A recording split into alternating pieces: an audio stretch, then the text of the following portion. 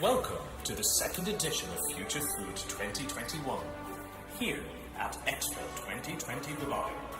Hosted by the UAE Food and Beverage Manufacturers, Future Food 2021 is driven by a noble purpose and a national ambition to support leadership's vision to build a sustainable, innovative and scalable F&B ecosystem.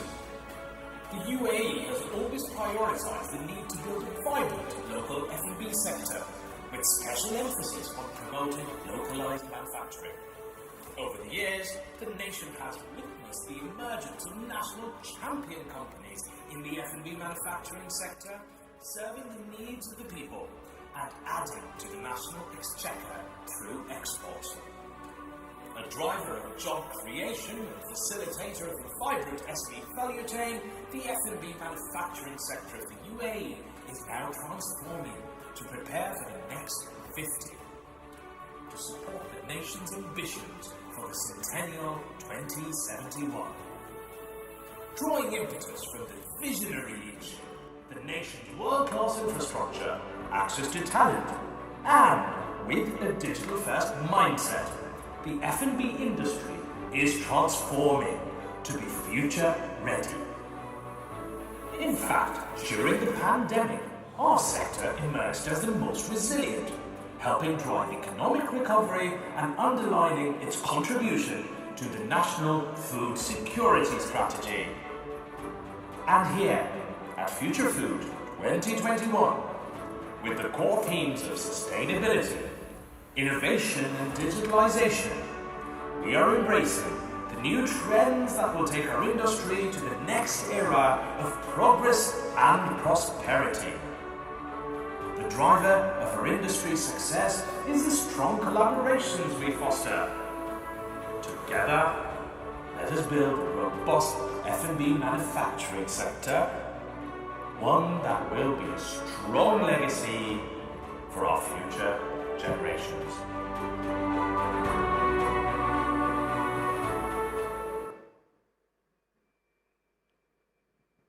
Sabah al-khair. Good morning, everybody. Bonjour. Namaste. That's Ohayo gozaimasu in Japanese, if anyone. That's all the languages I can muster. Welcome to Dubai. Welcome to the Future Food Forum 2021, hosted by the UAE Food and Beverage Manufacturers. Social distancing, disruption, QR codes, vaccines, and apps. A lot of apps. Those are just some of the terminologies we all have swiftly accommodated in our language, in our daily repertoire.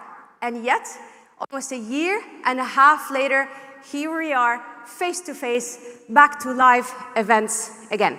This is where, for the next 2 days, industry leaders, regional leaders, and manufacturers and pioneers of this food industry will be meeting to discuss challenges, find new ways to cooperate amongst these crucial sectors, and most importantly, find ways to communicate and transfer much needed insights, solutions for the future ahead of this crucial industry.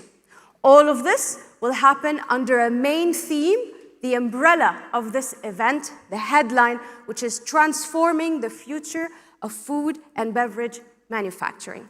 I'm delighted to be your host for the next 2 days, and allow me to start by introducing our main welcome address speaker for this morning. He comes with a very rich career in food and beverage manufacturing and trading as well, and he stands at the forefront of business and innovation. He holds many, many titles.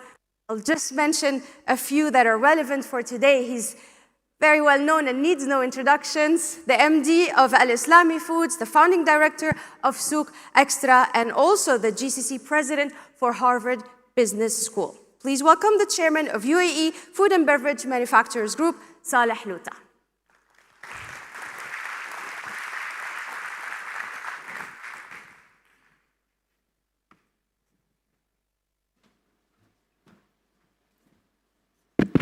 Assalamu alaikum wa rahmatullahi wa barakatuh, and good morning, everybody. It's really an honor for us to have you with us today. As I said, it's been almost 2 years where we have not met. So welcome to the Future Food Forum of 2021 and Expo 2020. It's an amazing area. It's an amazing event for all of us to have this chance where we can meet each other face to face. As I said, the last 2 years was difficult for us with a lot of living room, Zoom meeting, boring Zoom meetings. Now I think we have the chance to meet each other and really work together to take the sector forward. Before I start my speech, I just wanted to give you an experience which I have faced last year. On the 3rd of April, 2020, I received a call from the Executive Office of His Highness Sheikh Mohammed bin Rashid, telling me, Saleh, we need to meet you tomorrow. It was a surprise call for me. But before I come to that meeting, I will take you 1 week before that meeting. It was the 24th of March, 2020. Anybody remember what was that day?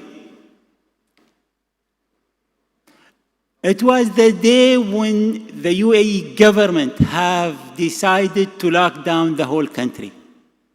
So 24th March 2020, the call has been made that the whole country will be locked down except for special urgencies and supermarket, groceries, shops for the daily needs of us. 26 March, they've announced that Dubai Airport and Maktoum International Airport will be closed for 2 weeks. That was a shock for all of us. We've never experienced Sheikh Zayed Road to be empty without not even one car. We've never experienced Dubai Shopping Center to be without consumers. We've never experienced the life we had from 24th of March. So it was a difficult experience for all of us. Uncertainty. Nobody was knowing what's going on to happen. Abdullah would be knowing most of the port were closing down, so food was not reaching UAE. Guess what? And the next day after that call, I went to that meeting. And they asked me a very tough question. Saleh, how much food do we have in the country? And how long it will last? Do we have enough food for the people to survive if all these borders continue be closed and no import is happening? So we went and visited our processes. Where do we check in the supply chain? Do we check whatever food we have in the sea? Do we check the food we have in the port? Do we check the food we have in the wholesaler stores, or in the manufacturer store, or in the grocery store, or even in the consumer household stores? So it was a lot of data which we needed to really look after and go find out how much food do we have. Is it enough for 1 month, 2 months, 3 months? What's going to happen if this food run out of capacities and we find out that we don't have enough food? So we went and visited our processes and our sector. And it was like a wake-up call for all of us. We have to admit it was a wake-up call for the private sector itself, and it was a wake-up call for even the government to realize how important is this sector. How important is the data about this sector? From that time, we've seen a lot of change has happened between our relationship as a private sector and the government. And I don't think the market and the sector will continue to be the same before the 24th of March 2020. We have changed. We have changed from the way we operate. We've changed from the way we store. We have changed the way we manufacture. And we work with the government closely to make sure that we can come over all these challenges. From that day, as I said, it was a big learning for all of us. And alhamdulillah, as we see ourselves now, coming back, working with the government hands to hand to make sure that we are addressing some of the challenges the sector is facing. And some of these challenges, as we spoke about and we continue to speak about, is the food security.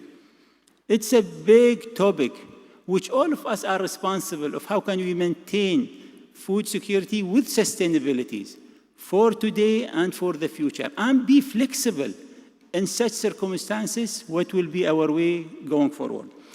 The other thing is really developing national talent. We all know how big this sector is, but we all have to admit that in terms of national talent, we're still way behind what our government or what we are inspired to achieve. So we are working with the government really to develop this area. And we will be signing an MOU today to develop the national talent. The third thing is the innovation. We all know that, as I said, with the pandemic hit, we've seen how we have shifted. Not only in food sector, education, trading, food sector, manufacturing. It really hit us in a way where we have to squeeze our brain and think differently.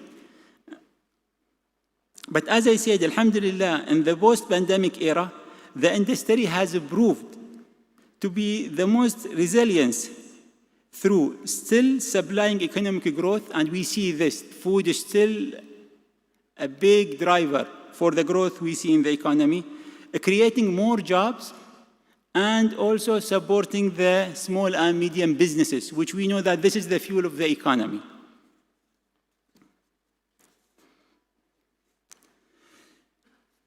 In our second Future Food Today and tomorrow, we will be presenting in depth the value and the importance of sustainability, innovations, and digitalizations, which we all know how important in these subjects to take our industry to the next era of growth. And this will be done, as I said, through different forums and different brainstorming and discussing among us today. As we are celebrating our 50th anniversary in the UAE, the government has set an ambitious plan with Operation 300 billion, and through the Make It in the Emirates campaign, which we all heard about. And we, as the Food and Beverage Group, we will be working closely with the government to make sure that this milestone and this objective has been met by our efforts working together. And as I said, this is just a new start of a new era for us as a Food and Beverage Group as well, where I see the cooperation between the multinational companies and the local companies working together for the best of the UAE economy.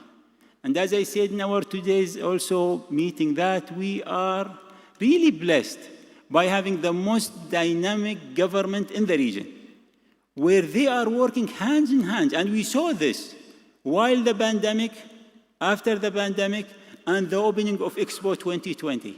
This is a strong message from our government that we are here, stronger, bigger, and going forward. And wish you all the best in our sessions. Thank you very much.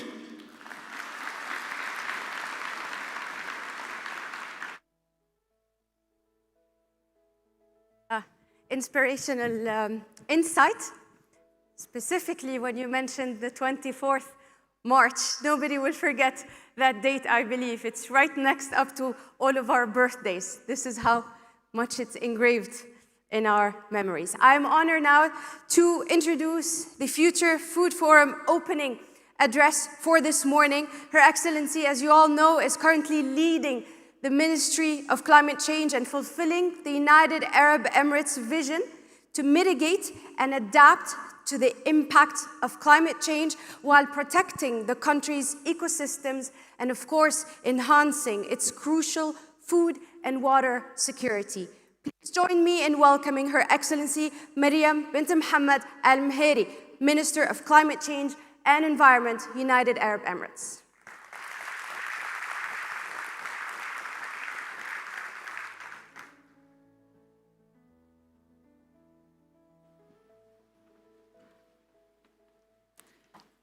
Bismillah ar-Rahman ar-Rahim. Sabah al-Khair.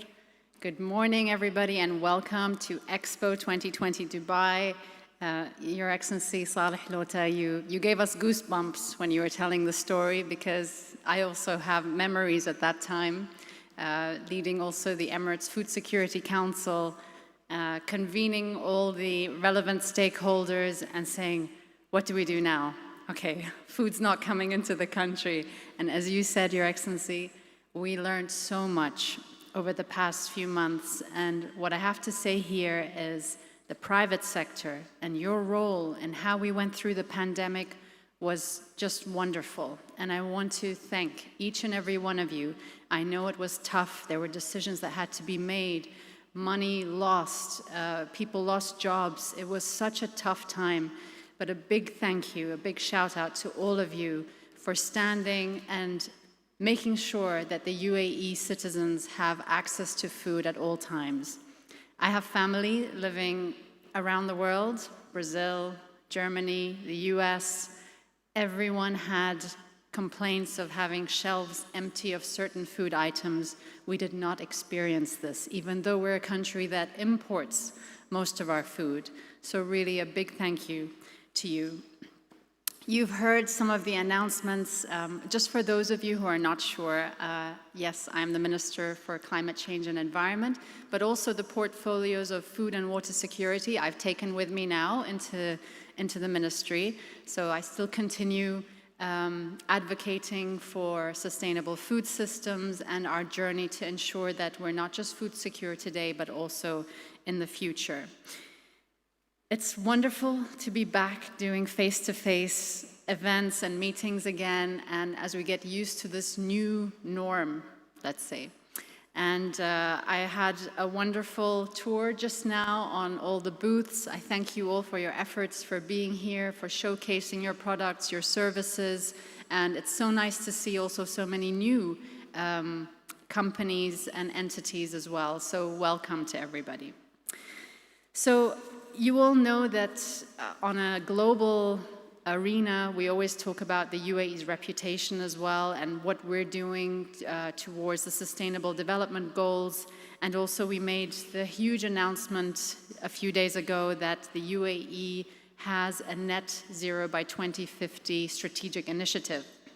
We, myself, a lot of government entities and private stakeholder members as well, we're gearing up now towards COP26, where we're going to be showcasing what the UAE efforts are, what are the initiatives we're doing, so that the world can see our efforts in achieving this goal.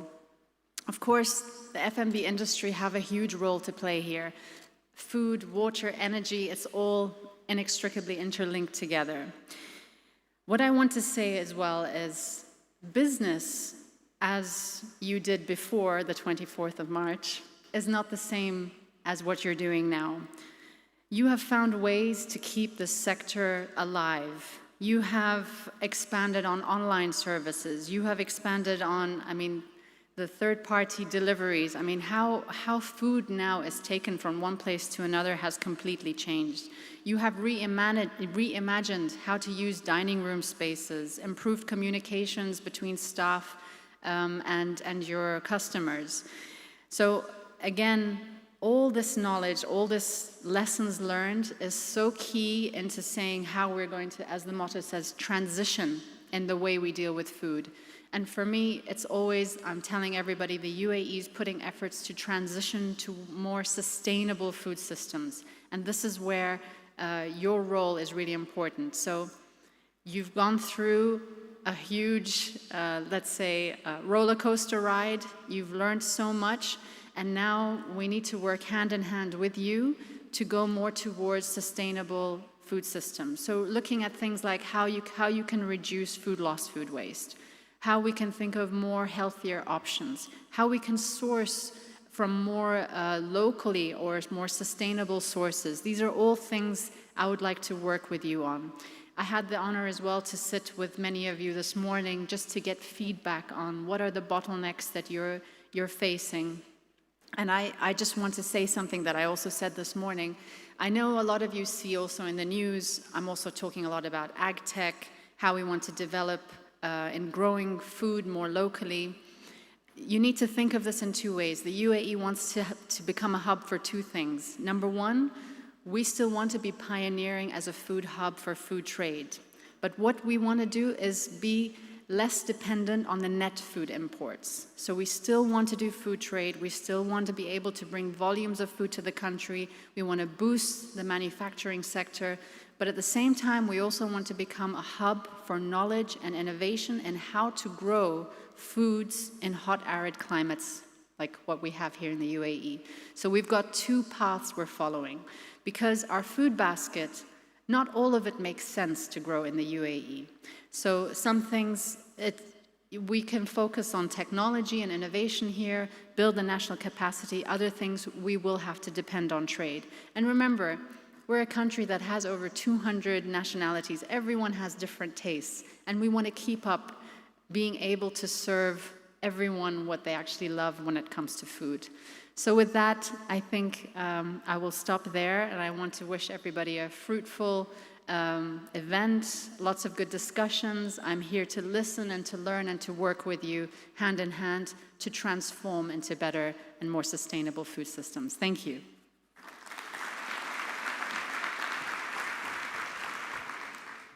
Thank you, Your Excellency. I can affirm that the American side of my family and my friends in Great Britain also sent me photos of empty shelves and asked me, what? You guys didn't run out of food? And I said, cheekily, I said, no, we live in UAE. And now they still tease me with it, and I still say it. Along with these advancements that we have done and where we are now, yes, I had to wear glasses. This is what happens after countless hours of Zoom for 12 months straight. One of the engaging ways that the FNB Group is encouraging young talents, young entrepreneurial Emiratis, to be more specific, to develop their own ideas and their own food product ideas, was to support them in taking part in something called the FNB Innovation Lab. Now, this is an initiative that basically brings together expertise of such as yourself, manufacturers, leaders, mentors in this industry, and facilitates, it takes them along this wonderful journey of students, taking them from the idea, from the simple idea of a concept, all the way to fulfilling and presenting an actual product in the market. Again, from a student perspective. Let's take a look at this influential story, and then we'll comment after that.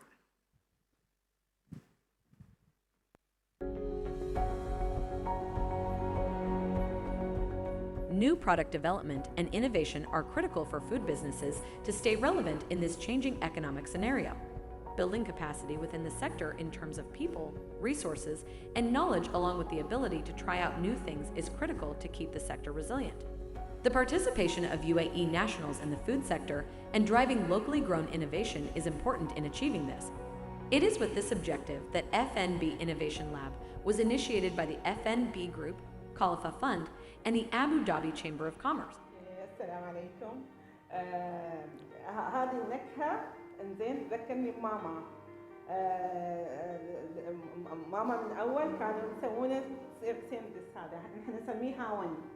انزين فدائما يعني دائما تعملنا في الطبخ، تحط لنا نعمل شو يسمونه نطبخ بهذه. إذا نسوي مثلا مكبوس، نسوي برياني، نسوي صالونة، هاي النكهة. وبس شكرا جزيلا. شكرا يا رب. Muhammad may not be here, just so don't announce him. If he comes, you announce him, otherwise don't announce him. The second guy. He may not be here. Let me know if he comes. Yeah, okay. I will give you a second. Okay? He's not here. Okay.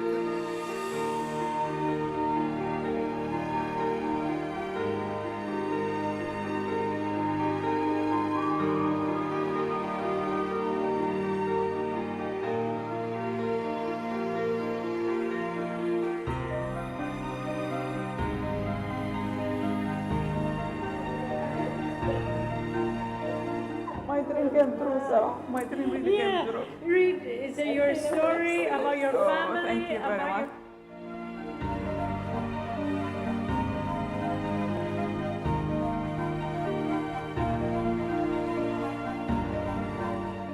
Thank you very much, thank you very much, Hunter, for you really helped me to brought the memory and my childhood with my grandmother. She's also, I want, inshallah, she's with us now, and I hopefully she can hear us and see the accomplishment that I did. Thank you very much. Such an inspirational story. I, for one, when I saw this video, really wanted to try the actual product. I hope we can get the chips sometime soon. Wonderful story to get the culture, the memories of your family, of your country, of your grandma, like this student did, all along with the devices and going to the business journey and the marketing journey and the packaging journey, and ta-da, we have a product. Now, I'm going to go off script for a second because this really caught my attention. In the first, let's say, 6 or 7 seconds of the video, did something strike you as different? The opening, before we saw the young lady, before you saw the student, the first 10 seconds, the first lady that comes on and tells you about the innovation lab. Anybody noticed? Take a guess, take a guess. There's no right and wrong, we're just having fun. Robot. This is an AI-generated video.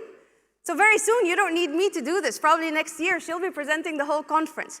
The whole first part of it, I mean the graphics, the lady, her speech, the words, everything is AI generated. Why are we emphasizing this? Because this is not just the future, it's now the present time of the intersection between education, digital tools, food, and business.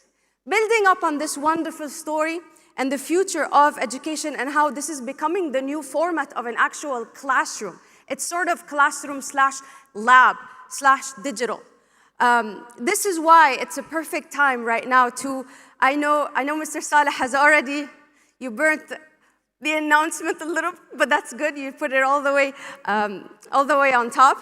We'd like to basically invite the leaders of this industry now to announce and celebrate together this important milestone, the signing of an MOU, which basically puts one of the top priorities that was mentioned this morning, which is Emiratization, which is the focus on talents and local talents, and giving them the right tool and training to bring them into the public and private sector jobs. With that, I'd like to invite again Your Excellency, Minister Mariam Al-Meheri, Minister of Climate Change and Environment, along with Abdallah Al-Falasi, please, Director General, Dubai Human Resources Department, as well as Vice Chairman of Emirati Human Resources Development Council, and Mr. Saleh Louta, Chairman, Food and Beverage Manufacturers Business Group, for the signing of an MOU between the Emirati Human Resources Development Council and the FMB Group, representing the whole group sector. I believe this would be the signing table. Do we have? Yes, go ahead. I'd like to give just a couple maybe of summaries or main points of this MOU. Of course, this wasn't done overnight. As you know, such understandings between these sectors take months of work together, and sometimes it takes challenges and crises and solutions to bring it together. Basically, the whole objective of this MOU is empower the talents and the young Emiratis into both acquiring new jobs and acquiring skills. As it stands now, the percentage of local talents in the food industry is actually less than 0.5%. So one of the main objectives of the MOU is to bring up this percentage of local Emiratis in the food industry up to 5% within the next 5 years. Also, welcoming from the Dubai Chamber as well, His Excellency Bouameim, President and CEO of Dubai Chamber, will be taking part in the signing ceremony. The second objective of the MOU will also be focusing on offering practical internships, training skills, workshops, and job placements. give them a moment to take part in the signing and, of course, photos. We cannot commemorate it without it.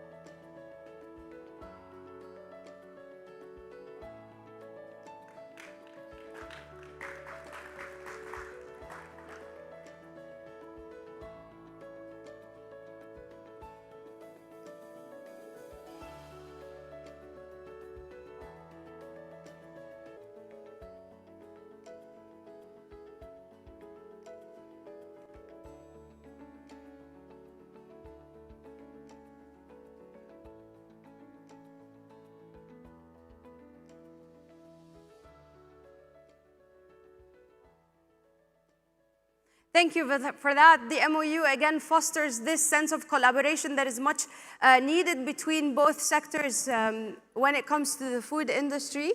Our next speaker is not far at all from the main themes of the event, though he brings more of a logistics maritime mix, which is crucial, as you all know, during this pandemic. Over 20 years of experience he has in logistics and maritime sector, having served in a variety of key posts, mainly with Dubai Ports. Across his tenure there, he successfully oversaw revenue-generating products and services that were offered across the portfolio. At DP World, he also led different aspects of the massive business, which includes ports, terminals, parks, zones, and trade enablement solutions. He sits, of course, on the board as well of several DP World ports and terminals globally, and is an independent director in logistics ventures. Please join me in welcoming Abdallah bin Damithan, CEO and Managing Director, DP World UAE and JAFZA.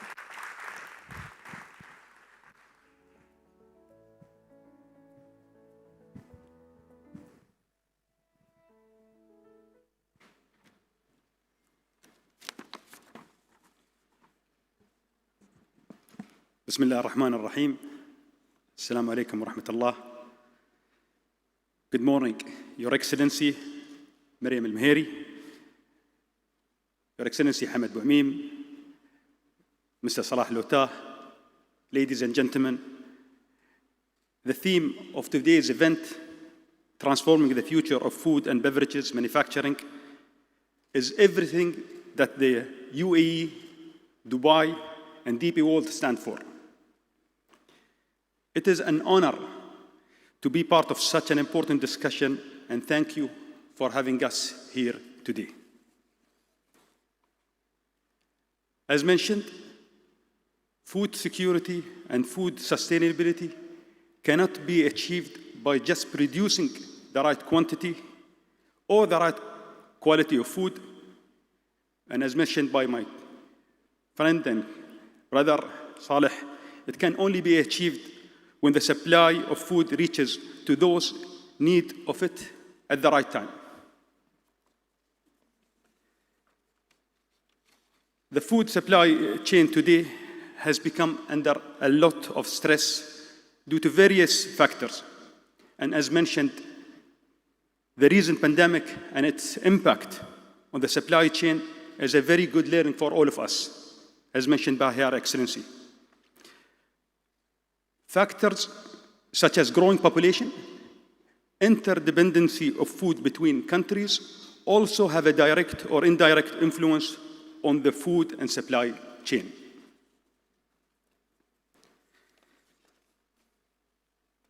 Optimizing of the food supply chain with innovation and sustainable solution to meet future demand is the need of the hour. This can only be achieved by thinking ahead, anticipating change, and preparing ourselves for the unexpected.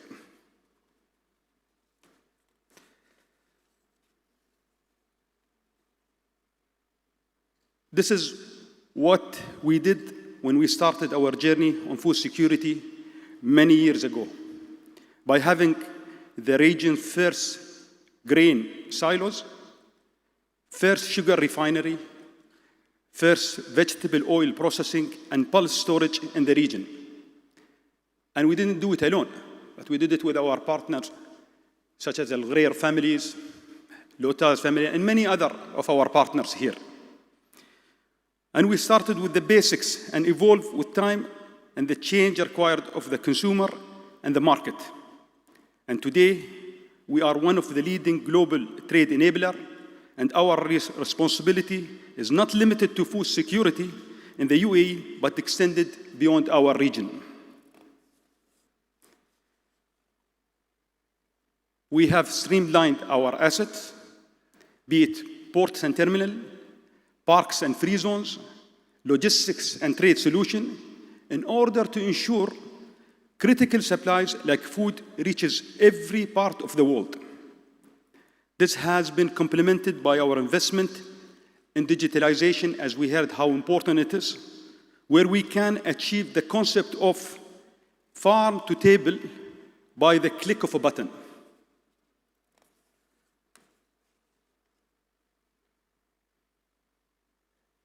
With our new F&B terminal in Jebel Ali that we have showcased in the past, and I'm going to show it again, which has an access quayside and state-of-the-art warehousing and temperature control facilities, we have created an environment to help food and beverage brands to innovate, accelerate, and reach newer markets. Additionally, our collaboration and continuous engagement with government, local and federal authorities, key trading partners, and logistic companies from around the world further help us foster our goal to protect the food supply chain.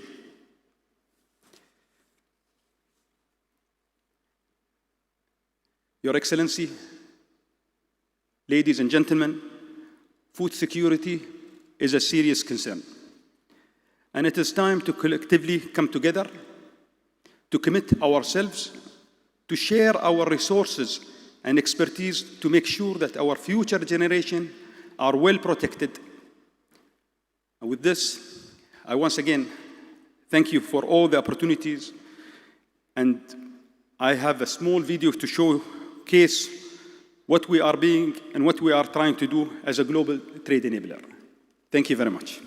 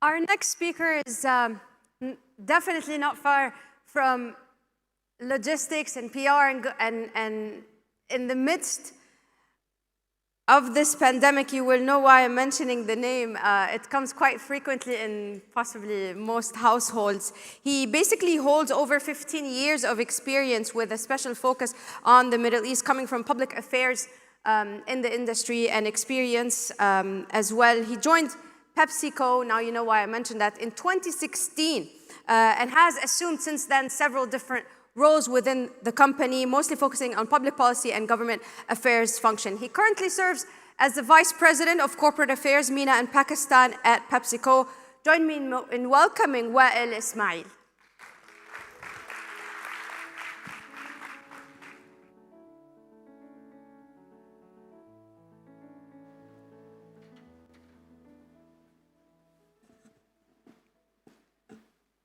Thank you, Your Excellency, ladies and gentlemen. I think it's great to be here, and it's great to be here after a while. I'll try to make it very quick, and because to catch up on some of the time. And I think today one of the themes that Mr. Saleh Louta highlighted is sustainability. And if you notice today's session, we have more than 3 or 4 panels talking about sustainability, which is only highlighting the importance of this.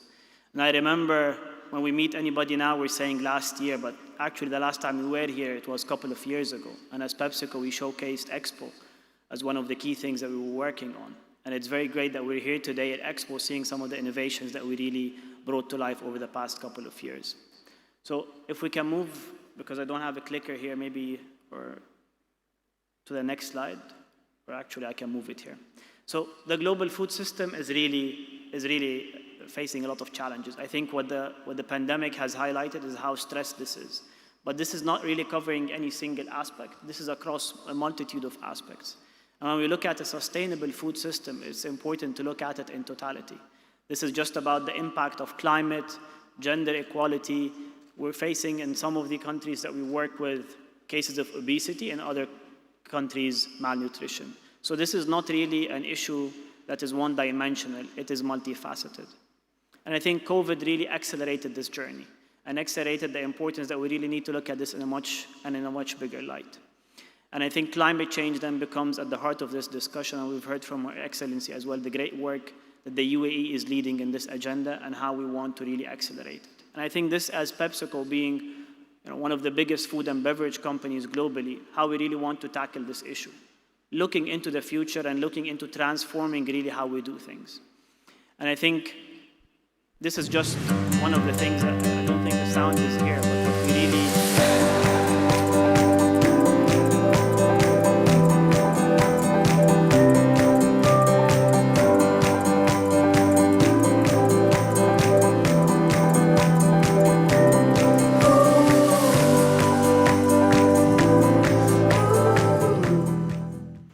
So what we've really done, I think, during the pandemic is really look at how we really want to transform this agenda. And I think this is where PepsiCo Positive came to life. And as we look at it, this is really an end-to-end transformation of how we do business. This is not just an add-on of trying to do recycling in certain countries or trying to conserve water in certain countries. This is a true end-to-end transformation journey, looking at 3 pillars: positive agriculture, positive value chain, and positive choices. And we talked a lot about these things today, and I'll shed a bit of more light on them. But without really trying to address these 3 pillars, we cannot really have a sustainable food system. From looking at agricultural practices, from looking at our supply chain, and we've heard from DP how important this is as well now, but also positive choices and how we're offering consumers much healthier options and much, a varied portfolio to cover different tastes. So if we look at it, one of the things, I'm not going to dwell a lot on this slide, but water is at the heart of this discussion. Yeah. So conserving water is essential. Minimizing emissions, which is at the heart of the value chain, but also including recycled plastic and minimizing single-use plastic as much as possible is critical.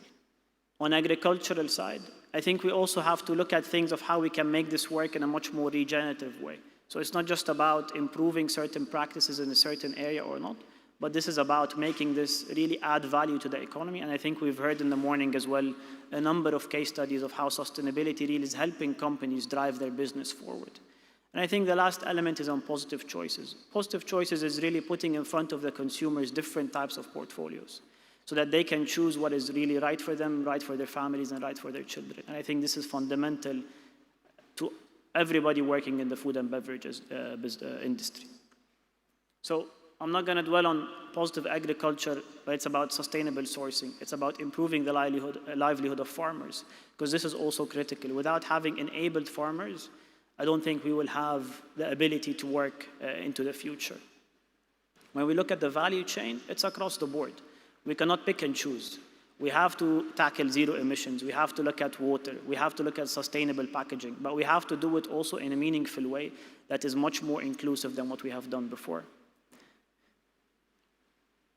And I think on positive choices, which is something at PepsiCo that we're really committed to and driving, and we'll show you some case studies that we have here in the UAE. It's about the offerings that we have, innovative solutions, but also how we look at this from a larger perspective of planet and brands coming together. I think we're very proud of the brands that we have at PepsiCo, but I think everybody in this room is really driven by consumers and the power of their brands. So I think how can you put the brands that you have at the heart of this discussion and make sure that they are driven by purpose is really important. So PepsiCo Positive is really is our end-to-end transformation journey. But I think it's important not to talk about commitments and what we're going to do in 2030 and 2040, and really talk about what we're doing now and how can we scale this effort. And I think being here is only appropriate. One of our pavilions that we're proud of is the Aquafina Drop, which is in the Sustainability District. So we hope that you can get to see it. And of course, this is all done in close collaboration with our partner, Dubai Refreshment Company. So Mr. Tarek Issa, our CEO, the CEO, is here. So thankful as well for his commitment and drive for this agenda. You know, at the end of the day, PepsiCo, we're driven by marketing, so apologies for another brief video, but I think it's will shed a bit more light. Who said we can't work towards creating a more sustainable world? That one drop can cause a much larger ripple? Or that you can't make farming more sustainable? Who said you can't provide safe drinking water to millions? Replenish water used in manufacturing? Or recycle water packaging infinitely? But the big question is, who said you can't make a ripple of your own? Visit the iconic Aquafina Drop Pavilion in the Sustainability District at Expo 2020 Dubai and enjoy an immersive experience to see how PepsiCo and Aquafina are working towards a more sustainable world. Challenge today, change tomorrow. PepsiCo, proud premier partner of Expo 2020 Dubai.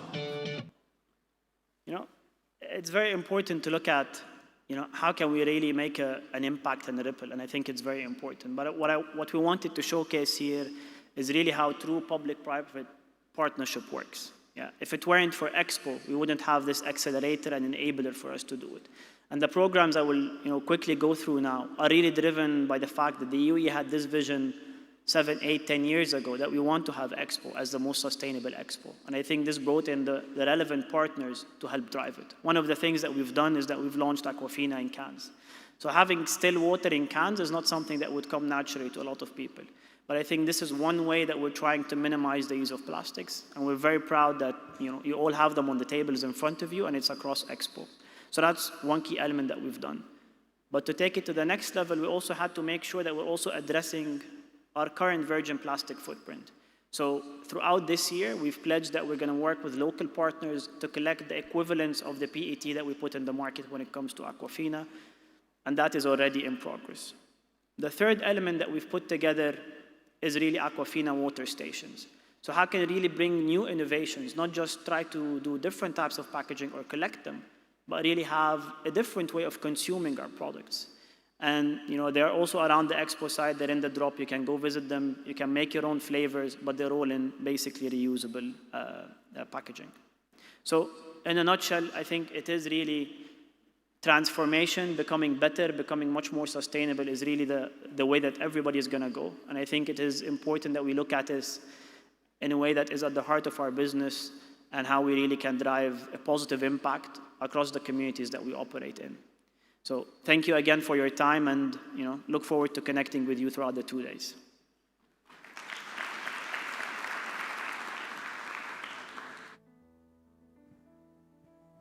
Thank you, Wael. I'm happy to get along some help finally on this stage with my colleague of the day, although he's got a lot more extensive experience in this industry than I do, mixing a unique background between sales and marketing and strategy and general management in his portfolio, having spent years working for big names, previously with Nestle and currently with Friesland Campina. He's worked across 6 countries in Asia and the Middle East. Please welcome my colleague, the conference chairman Sumit Mathur. He's the Managing Director of Friesland Campania, Middle East and North Africa. Take it away.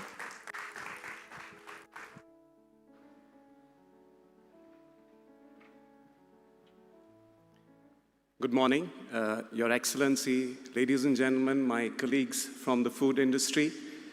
It's really a pleasure to welcome you all to Future Food. We thought till only a few weeks back that we may still not be able to hold an in-person live event, but here we are all sitting in one room. So really happy to be here. So what is Future Food? Future Food is about the future of food. And when we were curating the agenda, we actually reached out to many of you in the industry to understand what are the issues, what are the opportunities you're seeing in the food sector, and really craft our agenda around it. So over these 2 days, you will hear us talk about logistics, supply chain, as you just did, regulatory, women in food, sustainability, food security, technology, innovation. So everything that impacts the food business today and tomorrow will be on the table for discussion in these 2 days. And I hope you're able to learn from it. I hope you're able to contribute. You give us your feedback. You please ask questions so we keep this a bit engaging. And I hope coming out at the end of these 2 days, we're all wiser about our opportunities and our challenges going forward. I'd like to move on to the next agenda item. We're kicking off with a panel. So over these 2 days, you will see we will have keynote speeches, as we just had, and then panel discussions to really get some discussion going.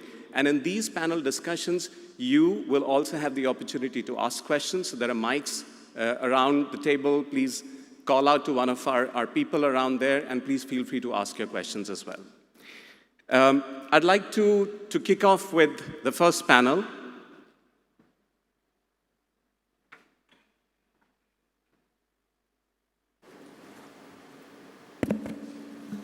Okay, so can you still hear me well? Okay. So for the panel, we are picking up an interesting topic that impacts all of us in the food industry. And the topic is about regulatory. And how do we thrive in today's regulatory environment? I'd like to welcome my fellow panelists here. We'll start off with Mr. Khalid Sharif Al-Avadi. Khalid Sharif is the CEO of Dubai Municipality's Environment, Health and Safety Control sector. He's overseeing 5 departments, including Dubai Central Laboratory and Sustainability. Welcome. For all of us in the food sector here in the UAE, I'm sure we've heard the name of Khalid Sharif, and he has more than 30 years of experience in this space. I'd like to next welcome Mr. Ahmed Baluha. He's the chairman of Emirates Macaroni. I see him as one of the pioneers of the food business in the UAE. He's also a senior board member at our UAE Food and Beverage Manufacturers Association, and we all know how much he supports the food sector, and he's a constant support to many of us here. I'd like to invite next Alan Smith. Alan is the CEO of Agthia Foods. Alan, we are all very proud of Agthia. You are doing a great job in the UAE, but for those of us following news, they've been very active in acquisitions across the broader Middle East region. And I'm very curious to hear, Alan, your perspective on operating across multiple countries. And last but not the least, I have Mohammed Baha. Mohammed is the co-founder and managing director. Mohammed, where are you? Co-founder and managing director of NGC Advisory. NGC Advisory is a consulting firm in the public policy and regulatory space. And his perspective will be very useful because he's representing multiple companies in his conversations with the government. Now, why are we picking up regulatory so early in the agenda? And let's get back to the real fundamentals of why food legislation, food regulation exists. It is to ensure that the consumers get a certain guaranteed level of quality from the food manufacturers, the consumer is sufficiently informed and protected. Well, this is what the regulators want, and this is what actually we also as food manufacturers want. The real question on the table is, beyond this, let's say, basic and fundamental level of duty that the food industry has, how can the government and the food sector work together to really build an industry of the future? We've heard so many references already this morning that when the pandemic hit, how the government, the regulatory bodies, and the food sector worked together, we were the most food secure nation perhaps at that time. And this is something we achieved during crisis. Now imagine we are able to join hands and work through normal times. What is the potential that we can take the food business to? So it's a very interesting topic, and I'd like to straight away start to shoot some questions at you. Khaled, my first question would be to you. We're all food sector people here. You as a regulator, when you look at us, what is your expectation from the food sector? Bismillah ar-Rahman ar-Rahim. Assalamu alaikum. First of all, thank you for inviting us in this forum. Actually, we have a long history with the food sector for cooperation and coordinated for any regulation and any law or any best practice, whatever we are doing, we cannot do without their support or without their opinion. This is important for us. We want to keep, as the top level, we want to keep UAE, Dubai, number one. We want to keep Dubai and UAE, and food safety is number one. One of the important things is the regulation and procedure is, for us, is important. What we are expecting from the food sector is we want so many things from them for the future, for future. As I mentioned, it's important that you have regulation and law and whatever procedure we have. Plus, what we are looking at, transparency is important for us. It's one of the important issues. The second things, use the new technology, smart, like, especially when you have a documentation for any important food, because, you know, one of the important, any food come here through Dubai is a documentation. And if the documentation, we don't want to be afraid or anything, you have to use something that's smart to avoid any rejection, to avoid any waste, or to avoid anything we can give bad reputation for their own product. And the third thing, what we want is change the mentality. Food safety, if you see the history of the food safety from 30 years, how the people, they change, how the procedure, they change, how the people, they understand with the best way, to, especially when the food coming from the port, to transportation, to transporting to the warehouses, to the public. So these are things we have to found the easy way, new procedure to avoid any contamination in this subject. And I know that what very important for food sector here in Dubai as well as UAE is to reduce waste, food waste, and one of the is sustainable. So if you have a sustainable system or sustainable way, this is avoid all the waste and avoid the rejection, avoid all the headache from the biomunicipality procedure. So it's important if we have a sustainable procedure, it will give more protect for your product. This is, I think. Thank you. Thanks. Very clear. Mohammed, you are representing a lot of companies. What are some of the common themes that you are seeing that your clients are expecting of the regulators? Hello? Yep, great. Thank you so much. And first of all, it's great to be back in person. I'm still used to the screen, so I'm still carrying one with me. I apologize. And second of all, Your Excellency, Mr. Khaled, I applaud you and the Dubai Municipality team. You guys are doing a great job with the food sector. So I just wanted to start off with that note. And from my perspective, working with both the regulator and the private sector, I really get to see what both sides are expecting. And I try to write down some of the key things that I see the private sector really expecting out of the regulators. But I just want to say a couple of anecdotes. First of all, this is extremely consumer-centric. So from the regulator side, they want to make sure that the consumers are safe.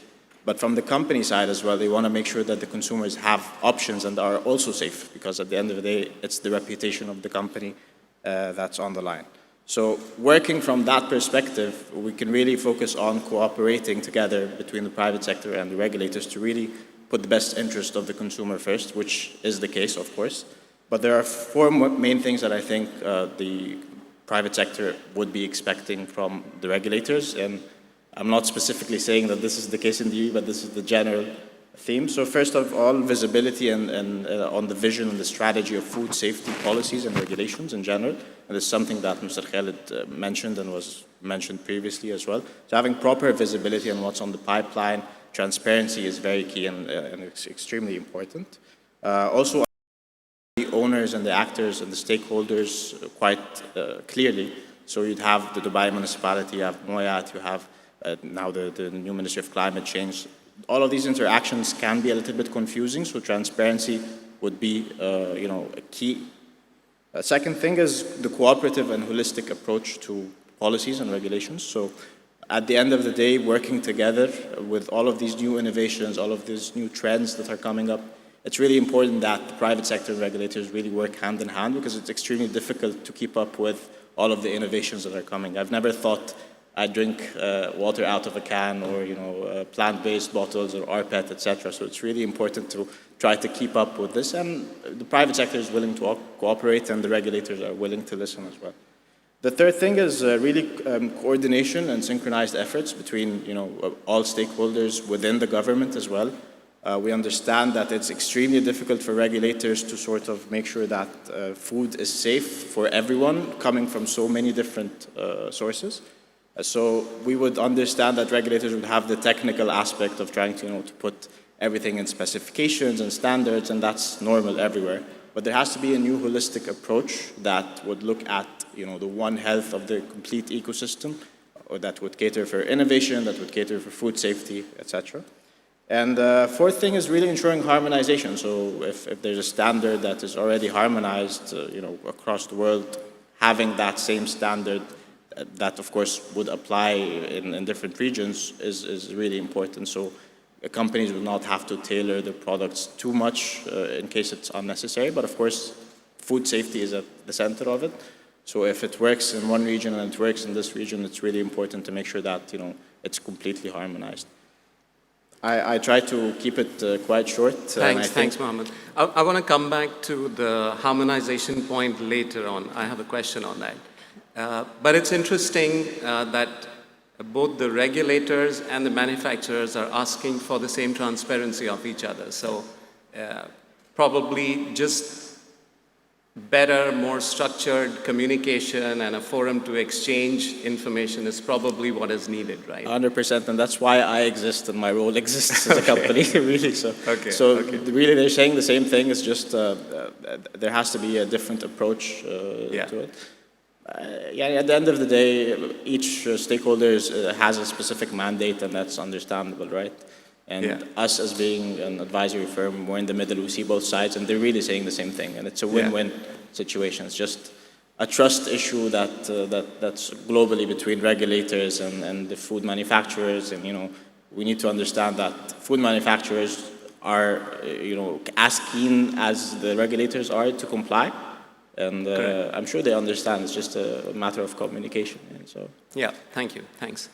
Ahmed, I want to ask you, because we've been in a lot of meetings together in the F&B board where regulatory remains quite hot on the agenda. So from your perspective, both as a manufacturer but also as as a senior leader of the food industry representing us, what are some of the issues you are seeing? Thank you, Samit. If you see, the main aspect is food safety. So people or consumer should have a safety on their food at any time. So this is what regulatory trying to put on to make sure that the food available is safe. Start from the development of the food and registering it, and also getting it to the retailer. Let me give you an example. If I give you a football and a green field and ask you to play, you will not enjoy. Everybody will play without any regulation. But when we come to a green field and we put lines and we put a regulation, everybody will enjoy the line. Even if the referee make a mistake, everybody will enjoy that because there's a regulation where everybody secure his right, secure his way of doing a business. I want to go one step backward. I'd like to raise the hat for Dubai Municipality and Mr. Khalid Sharif. During the pandemic, a lot of regulation was thrown away. Yes. Just to make sure that food is secure and it's available. Everybody, not only us on UAE, but even all over the world, we didn't face any shortage of food. So that will not happen without flexibility on the regulatory side. The other side is now we are going to the future. After the pandemic, a lot of regulation should be revised, and a lot of regulation we will be facing a lot of challenges, new challenges like using recyclable plastic, and also we are adding new ingredients in the food. Consumers have the right to buy safe food. Companies will do their work, but also government should double check on that. I don't want to say again what my colleagues mentioned. It's very important that we have a transparency. We are in the same boat with the regulation and the private sector. We want to develop more innovative product, and we want to make sure that the regulation, starting from local and federal and regional, should be where for companies, there's a scale, so they can produce bigger quantity. They should not produce for certain part or certain country or for that. I think this dialogue should continue, and after the pandemic, after our experience, we have a lot of input from private sector and from government sector. Okay, thanks. I want to just pick on the last part that you were saying. Manufacturers want to produce for scale. And Alan, maybe your experience in Agthea, when you want to move goods across the GCC countries, how smooth is it? What is your experience in that? Look, I think if you look at the GCC overall, the GCC Free Trade Agreement was established as far back as 1983, I think. The spirit there was really to encourage trade across the GCC countries and to help build a stronger Middle East economy, and I think it's been very successful in that regard.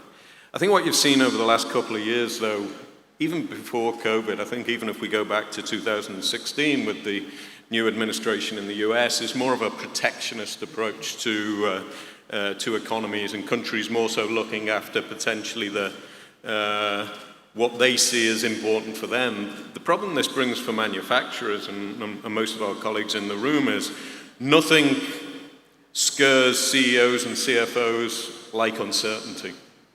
We like to know that if we're going to invest in manufacturing, that we're going to invest in a facility or if we're going to invest in a company, that the returns on those investments will come for the future. So over the last couple of years, and it's also tied in with the much more focus on national food security, national manufacturing infrastructure, this has created a period of unprecedented uncertainty here in the Middle East, but globally as well. And I think as we look to the future, and it's very important that we talk about, in this convention, is what will we look like for regulators, for countries to make our lives easier, would be certainty about what is going to divide those tariff structures or those non-tariff structures that may exist across various markets to protect it. So, at Agthea, we believe that the GCC and broader MENA is more successful together than it is differentiated or apart. The food security agenda can be delivered by focusing on what is best, not just for individual countries, but for the broader region. If you think about international foreign investment, the decision to come and invest in the Middle East or in a specific country in the Middle East really comes down to, can I supply more than one market? Can I make an economic return? It's pure mathematics at the end of the day. At Agthea, you made the comment that we have been investing in companies across the Middle East. We actually run around, at the beginning of next year, we'll be running around 8 facilities here in the UAE. We have investments in Kuwait, in Oman, in Saudi Arabia, in Egypt. So we've been very much committed to the regional economy and also the UAE food security agenda. But what we're looking for is whenever we have a discussion about a specific transaction and the attractiveness of that transaction, we're also always looking at what the risk profile is as well. What are the sensitivities around that investment, whether it be currency, whether it be trade barriers, whether it be the regulatory environment or the differing regulatory environments. These are the things that, that we're always asked by our board of directors when we put forward a proposal. So I think, there's a lot that can be done. I think we understand the uncertainty and the necessities of the last 2 years and the shock that that's brought to the system. But given the agenda of is future food, we'd like to see some kind of clarity and consistency as we move forward. Yeah. No, very clear. So on one hand, of course, food safety is critical for every country, but you're saying it is tending to become a point of almost competition, which doesn't help the growth of business, scaling up of businesses. Specifically, let's say, packaging legislation. How do you find that across all our countries in GCC? Look, I think it's really important to understand that every country, every manufacturer has food security and clarity of food labeling at heart. We're in the business of serving consumers. They drive whatever we do in most of the manufacturing companies. So we share the need to have clear and transparent labeling. We share the need to focus on important issues like sustainability to make sure consumers are protected in terms of the products that are put in front of them.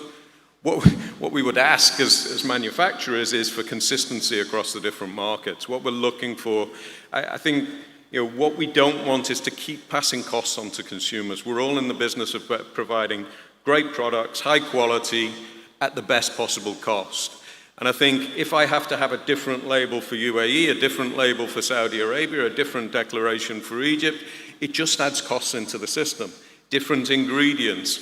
So what we've talked about many times with the regulators is we want to be part of the solution. We want to be part of the dialogue, but also we'd like the regional regulations to be more aligned and more consistent so we don't diverge over time. So a little bit like the trade discussion, we have a similar view on the regulatory discussion. I would like to add a point to Mr. Allen. If there is any improvement in any new regulation, I think time need for private sector to adapt these changes. So we cannot expect like we have a new regulation or by after 3 months, because companies have investment of raw material and packaging material. So I think the time is very important, and it will help companies to adjust themselves to adapt the new regulation. Yeah, clear. Maybe from your side, Mohammed or Mr. Khalid, how do you see, I mean, you're hearing from industry that we have different packaging legislation, maybe sometimes non-tariff barriers between countries. What could be the solution for this?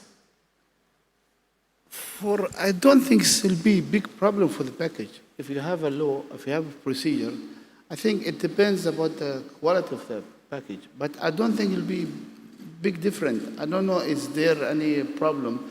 But what we are looking for the package is for us as a regulator, that it's safe, it's important to, this is important for us. I don't know if you have any other things, problem we face with manufactured in package. Not in Dubai. Not in Dubai. In Dubai, I don't think you have a problem with the package. Not in Dubai. We have the best. That is very true. Because, you know, Dubai, we are looking, anything you be number one, good, high quality.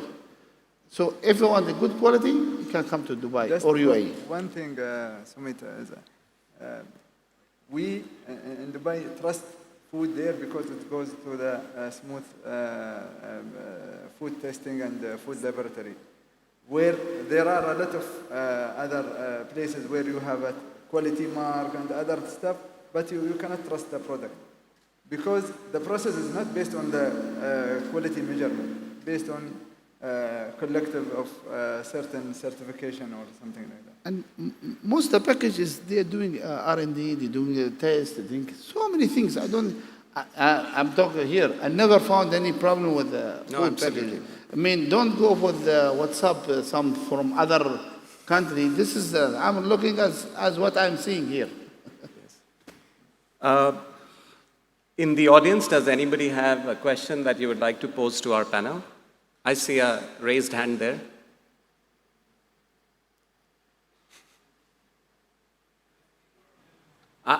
I think we'll get a mic to you.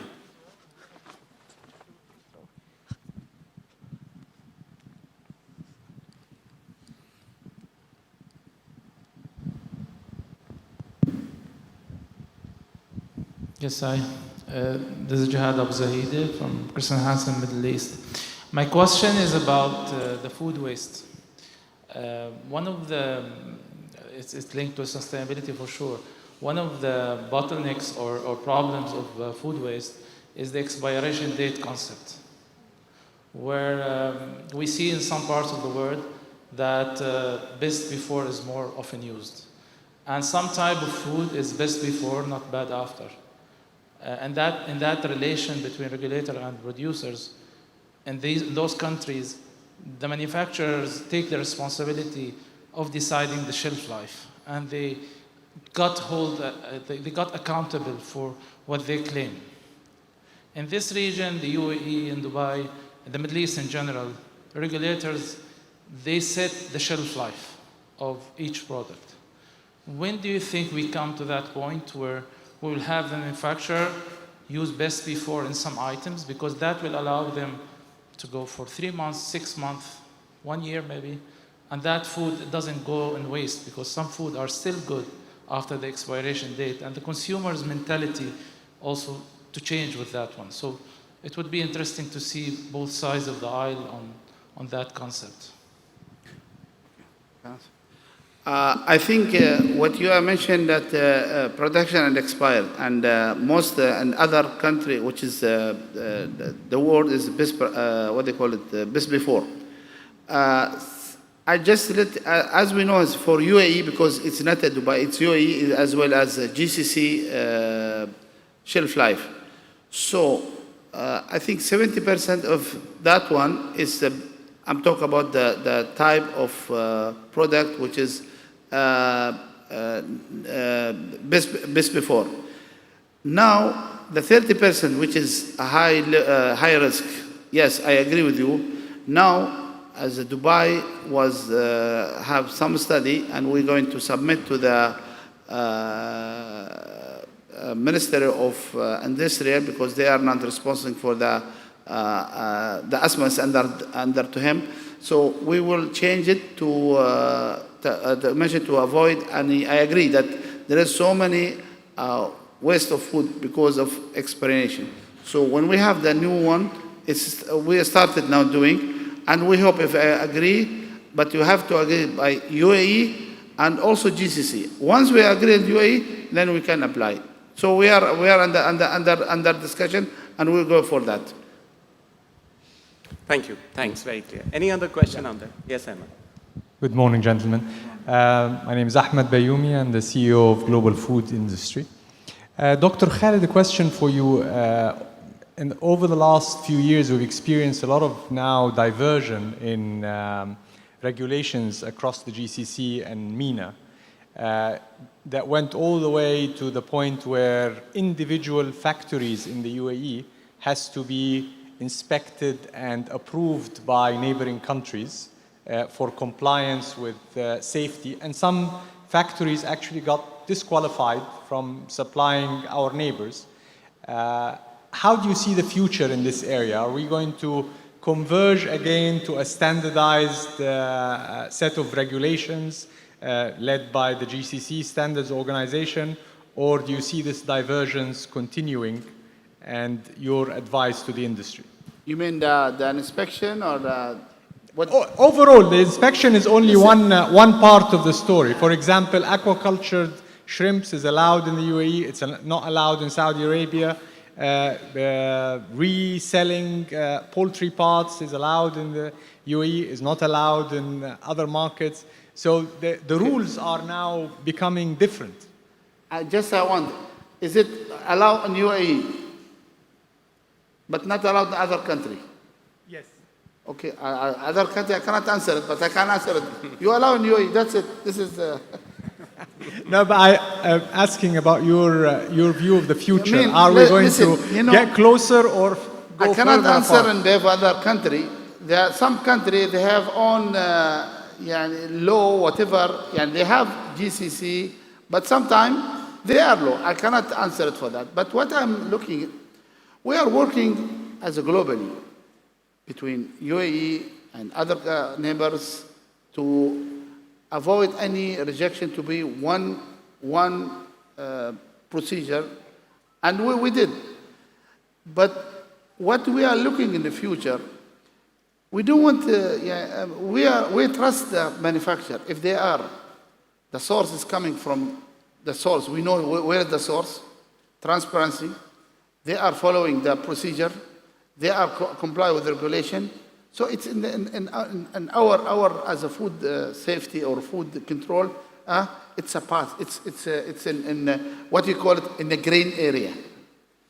So what we are provide here in Dubai is a food watch, one of the system which is every information will be founded there, from where the source of the food, who's the handling, where you're going to sell, the transport. And also the employee, everything. So we want to avoid to come every time to your factory. Just maybe can do it virtual, we have all data. So why I'm going to spend the time to have them in your factory or your manufacturer? If you are source, we know the source from good source, and it's approved in our system. So I am going to spend the time to do another check.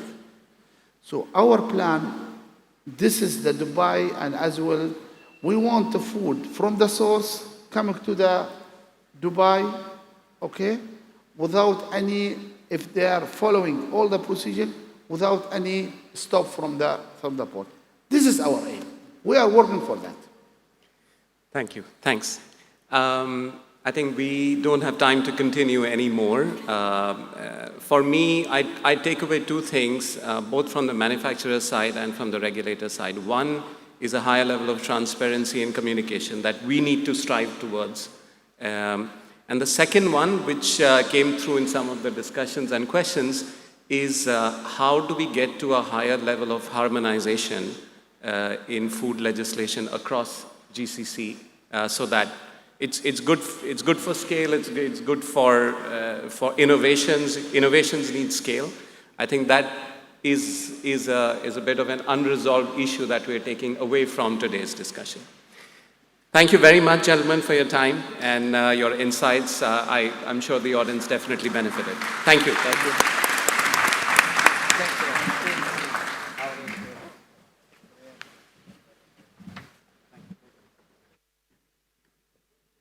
Thank you so much. You can blame me for cutting you. I know I'll be the annoying one cutting it short. I'm sorry, we're so running out of time and I want to get as many guests and speakers and topics as possible. So let's try and be a little bit more brief to have the session continue a little bit faster, and I'll get you out to the lunch break as soon as possible. Our next speaker is the Director General of the IOFS, which is the OIC specialized institution in the field of food security and agriculture development. He's also the chair of the International IFPA board with a long-term experience in international relations. Why are you turning off my mic? I'm introducing the speaker. And in Islamic finance. Welcome, Your Excellency Yerlan Baidolet. He's the Islamic Organization for Food Security Director General. Thank you very much, Jesse. Bismillah ar-Rahman ar-Rahim. Assalamu alaikum wa rahmatullahi wa barakatuh. I know that actually I have not got more time given to me, but I will try to explain what is our organization is. After such inspirational speeches today morning and a very good and productive panel discussion, which was driven by the government matters, I would like to say that we are the G2G institution of OIC family. What we are doing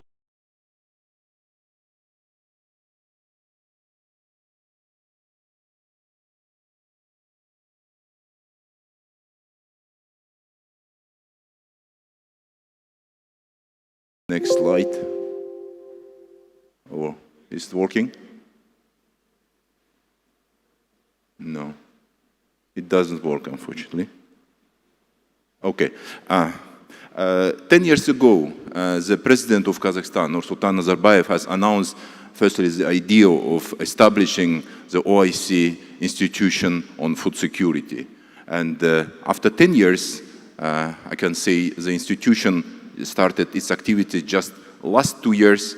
We are active, we are operational, and in this period, we have established our very good relations with 56 member countries of OIC, including United Arab Emirates. And I'm very much proud here to say that our esteemed member country, which is United Arab Emirates, is well represented in our organization. And if you see our General Assembly, Mrs. Mariam Heri, she representing Ministerial Conference. And on executive board, we have our good colleague Essa Al-Hashmi, who is from the same ministry. And he also the chairman of our Financial Control Committee. And the secretariat is located in Kazakhstan. And recently we became a group. It's not just one G2G institution. We have our daughter institution, which is 100% subsidiary, which is International Islamic Food Processing Association, which is B2B institution. This is our basic strategic framework, which was approved on the Third General Assembly in 2020 in Ankara. And since that time, in 9 months period, our institution really was very active despite all difficulties of pandemic period. We have arranged a lot of activities on international, regional, and national level. And after 9 months, we have started our, we have just recently, on the 9th of September, our 4th General Assembly took place in Kazakhstan. And this General Assembly has approved our 10-year strategy. On our 10-year strategy, I would like to say that we are working under 5 pillars. On the previous strategic framework, as of Third General Assembly, our strategic framework was based on the OIC-related pillars, as of action plan for strategic commodities, as of OIC food security reserve, as of OIC science and technology agenda, and OIC food and trade and investment driven activities and OIC food humanitarian activities. And our intent, and now you see the 10-year strategy, it is our house where all our member countries, all 56 member countries I'm talking about, they are very much interested and supporting now as our institution. Now our 5 pillars are more based on institutional approach. We have our governance enablement, we have food crisis response, we have capacity building, we have industry development, and we have resource mobilization. And accordingly, I would like to focus on 2 last pillars, if you allow me.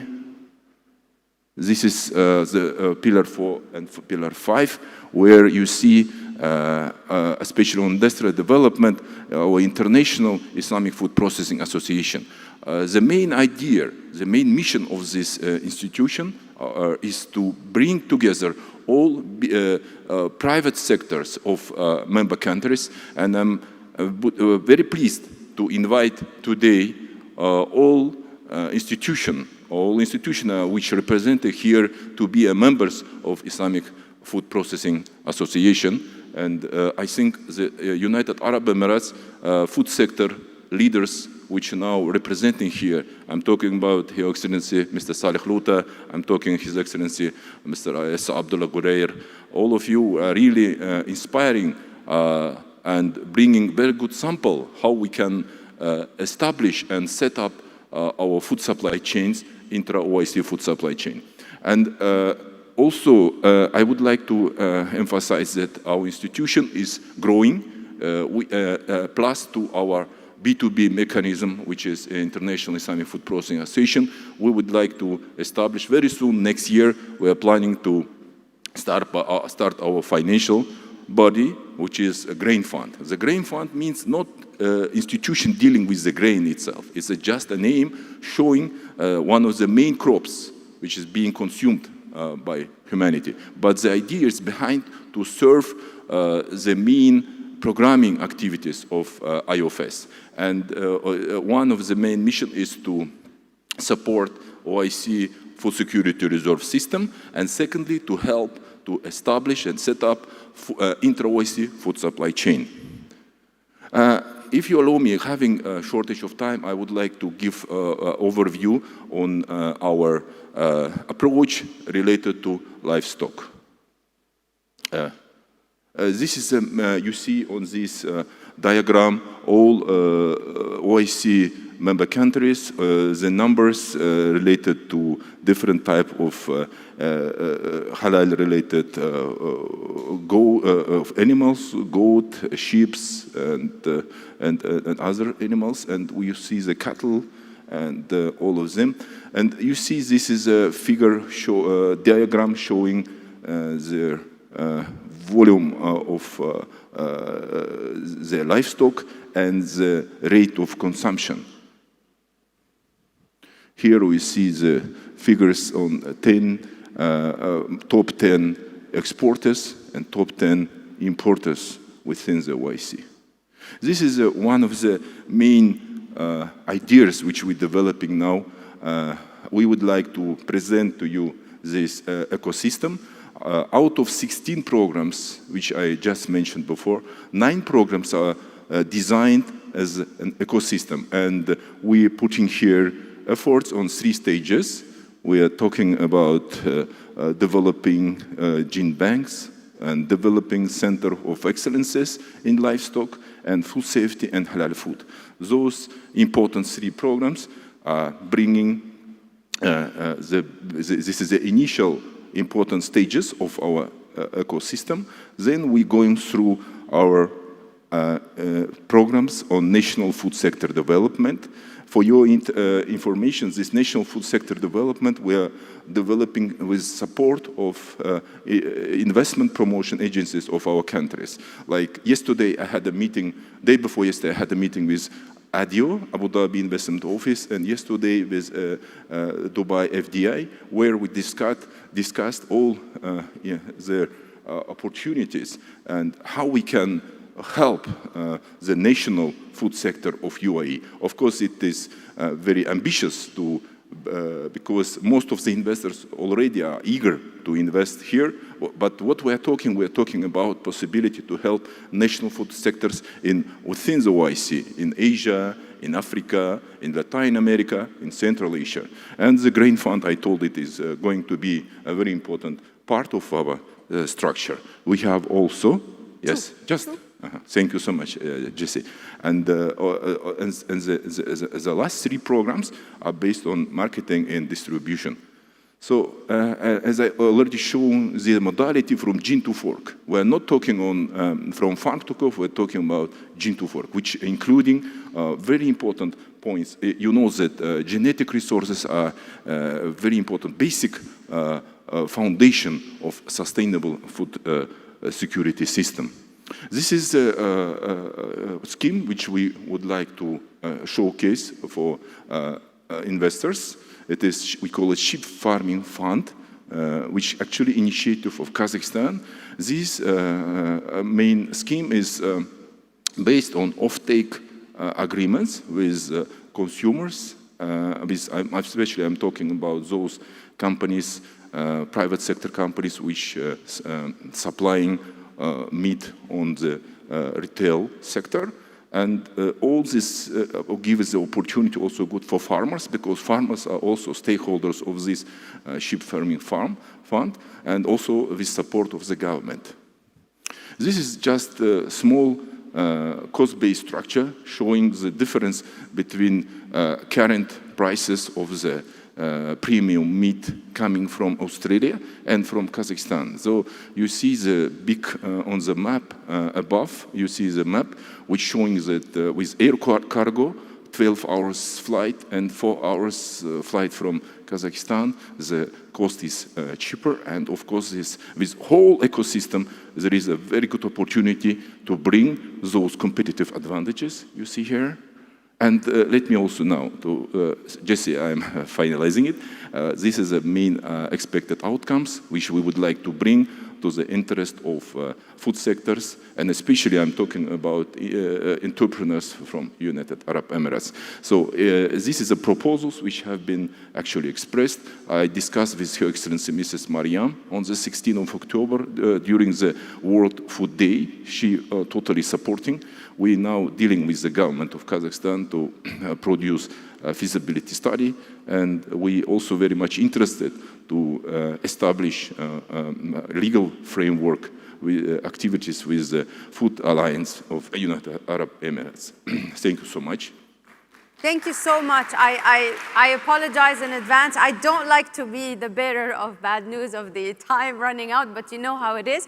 I'll give you an opportunity to continue networking now as we go on to our coffee break. This is a great opportunity where you can continue to network, and I know this is a topic that will never be done within a few minutes. I think we will be back.